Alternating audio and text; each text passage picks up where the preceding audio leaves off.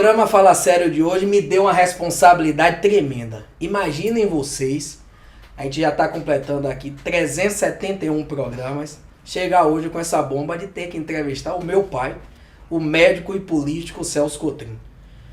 Meu pai, seja bem-vindo ao nosso programa e até que enfim, você naturalmente e armadamente, por Marcinho, Ramon, Tony e por mim, você foi pego de surpresa para conversar conosco depois de quase 3 anos de programa. Então, muito obrigado mais uma vez. Você está junto com um de seus filhos participando aí de um programa. A gente queria conversar contigo, a gente veio conversando, produzindo o programa, para que você falasse um pouco, você como médico e como político, como é que você, esse primeiro bloco, como é que você vê a política como um todo, o país como é que tá, a Bahia como é que tá, e em seguida a gente pegar a questão específica da saúde pública, porque você enquanto médico, enquanto político, abordaria especificamente essas questões, porque por aqui já passaram entrevistados que conversaram sobre educação, segurança, entretenimento, lazer, cultura,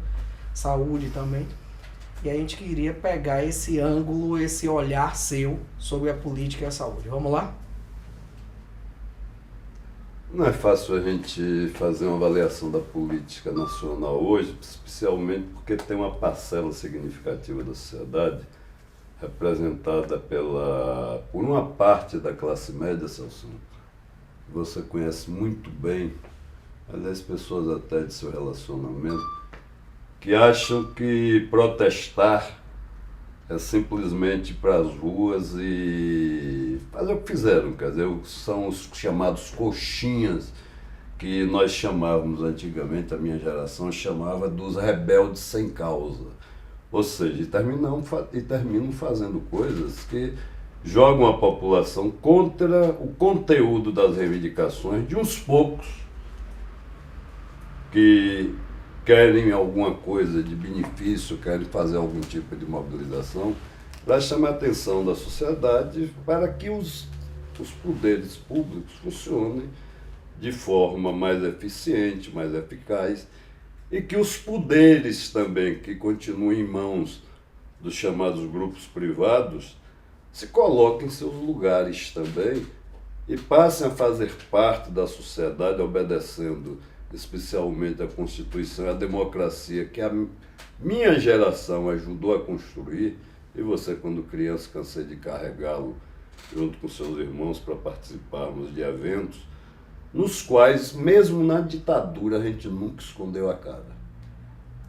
Então, esses últimos acontecimentos que assistimos no Brasil, inclusive com os chamados Black Blocs, que eu acho que é um grupo de marginais infiltrados nisso aí, a soldo dos chamados indivíduos que comandam os partidos de direita, inconformados, como está uma parte da chamada classe média, que querem, no seu inconformismo, junto com a parte da imprensa, que é o chamado PIG, que é o Partido da Imprensa Golpista, constituído pela Folha de São Paulo, a nível nacional, a Veja, o Estadão, que bancaram a ditadura na época, incluindo dando dinheiro, veículos, aparelhos para torturar e assassinar pessoas.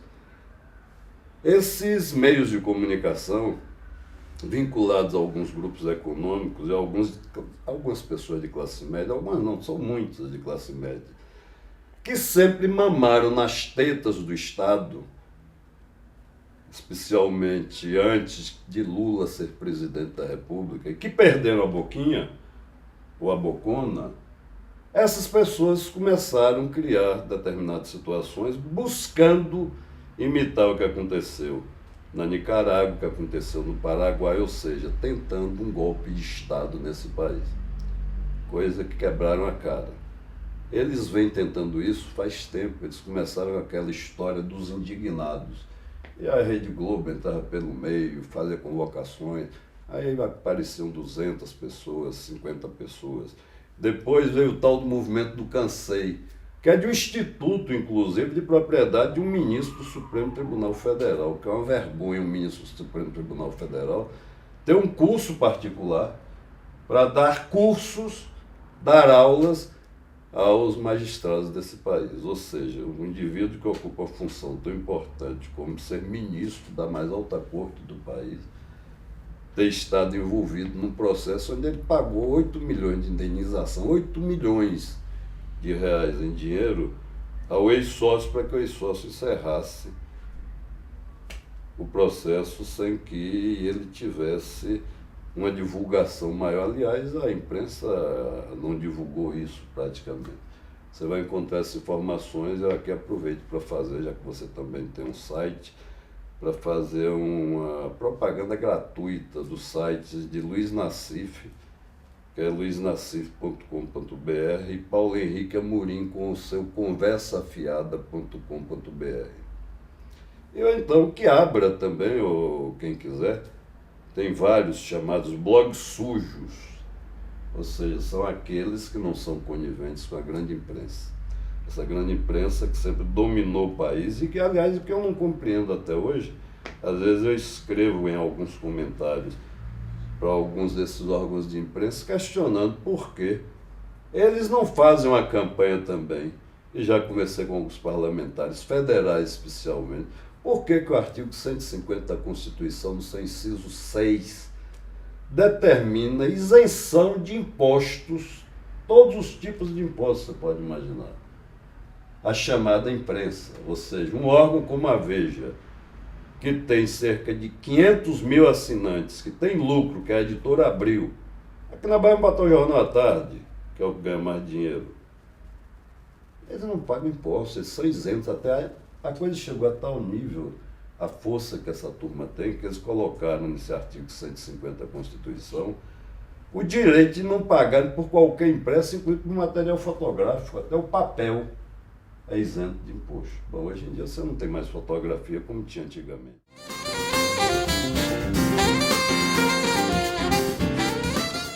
Programa Fala Sério com Celcinho Cotrim é saúde também.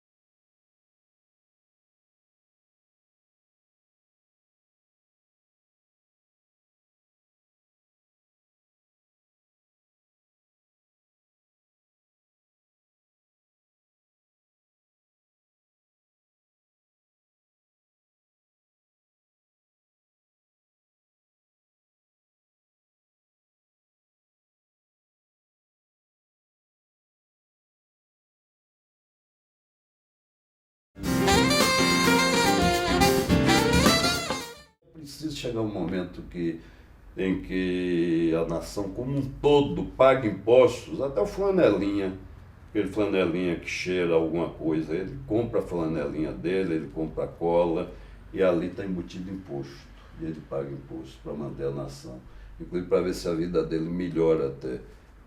Enquanto nós todos pagamos impostos, essa turma que é os donos dos grandes órgãos de imprensa, eles não pagam absolutamente nada. Quem quiser só abrir a Constituição Federal, está lá no artigo 150.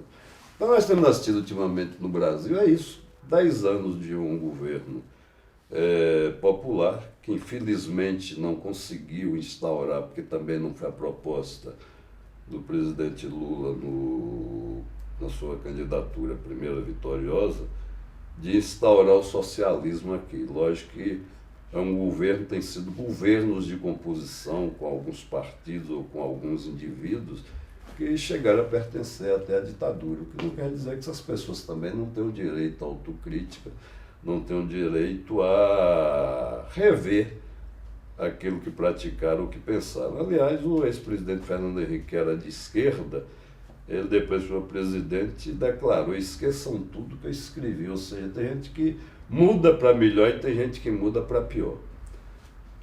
E aí surgem situações como, por exemplo, nesse grito das ruas, né, quando pessoas decentes foram para as ruas, é que depois chegaram os oportunistas dizendo que era um movimento apartidário, não era partidário coisa nenhuma, era o pessoal do DEM, era o pessoal do PSDB, era o pessoal da direita radical mesmo, que a gente vê todos os dias escrevendo nas colunas de jornais, telefonando para os programas de rádio. Tem uns caras que são conhecidíssimos, assessores, por exemplo, de gente do PMDB daqui da Bahia, assessores de parlamentares, funcionários de partido, que ficam insistindo em dizer que o Brasil está pior, que o Brasil não tem jeito, que depois que Lula entrou, em vez de melhorar, piorou. Os números desmentem, não só pelo número de pessoas que conseguiu sair da pobreza absoluta e vir à classe C, né? Aliás, eu tenho um caso que me deixa às vezes indignado, e eu conto para as pessoas. Eu tenho uma colega que ela anda numa tristeza profunda, porque ela foi à casa da empregada doméstica, que ela tem há não sei quantos anos, e voltou de lá revoltada, porque a empregada doméstica dela tem a cozinha mais bonita do que a dela. É verdade, eles ficam revoltados. Tem uns que não aceitam o crescimento dos outros. É o crescimento, a felicidade das pessoas, eles não querem. Por exemplo, como não se admite hoje, por causa dessa questão da mobilidade urbana, e aí tem carro demais mesmo, tem, né? Ou seja, também as áreas públicas foram roubadas, foram entregues, foram dadas de mão beijada pelos governos anteriores. A iniciativa privada, principalmente o mercado imobiliário, e aí nós estamos sem espaço para ter mais vias de acesso. Aí tem que se investir muito, porque o povo também, as pessoas mais pobres, que antigamente, há 10 anos, 15 anos até, não podiam comprar um carro, hoje podem. Então você vai ter que ter mais carro na rua, e tem gente que fica irritado com isso. Pô, rapaz, o garçom lá do meu restaurante agora parece um carro 0 quilômetro. Eu digo, ele não tem o direito de ter. Não, não é porque ele não tem o direito, mas porque bota muito mais carro, precisa fechar as fábricas de automóveis nesse país. Então, essa parte da classe média não aceita, ela é preconceituosa mesmo, e não aceita a ascensão dos outros. E aí eu pego um fato muito interessante, que é o que nós todos ouvimos todos os dias, que me deixa extremamente aborrecido, que é uma citação quase que permanente que está na boca de quase todas as pessoas não, mas da maioria das pessoas de classe média, que é o fato de dizer que esse país está uma merda. Me desculpe pelo palavrão, por estar sujando seu programa falando sério. Na censura, viu? Não é censura. Dizem que o país está uma merda, que a saúde está uma merda, que a educação está uma merda, que o servidor público é maltratado. O servidor público ganha mais do que qualquer trabalhador do seu nível, da sua profissão, no setor privado. E aí eu coloco professores, coloco o pessoal da saúde, certo? E aí lá vem aquela coisa de dizer que a saúde está péssima. Não é verdade.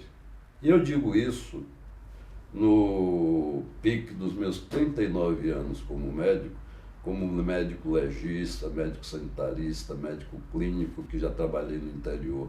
E não foram poucos os lugares que eu trabalhei, locais sem a mínima estrutura, e conseguia trabalhar, como muitos médicos o fazem ainda hoje, muitos faziam antigamente.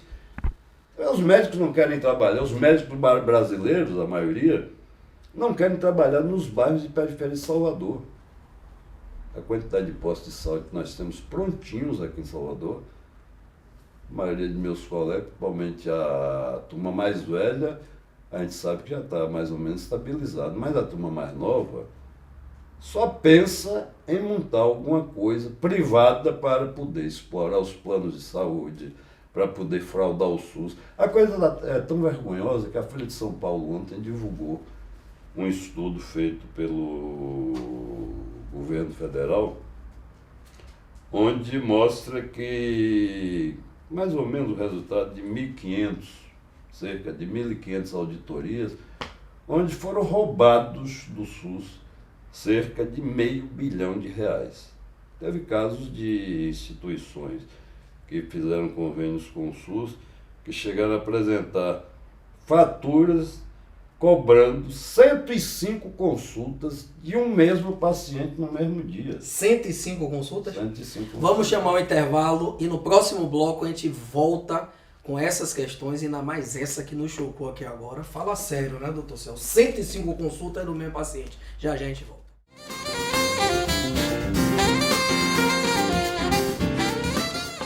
programa Fala Sério com Celcinho Cotrim é saúde também.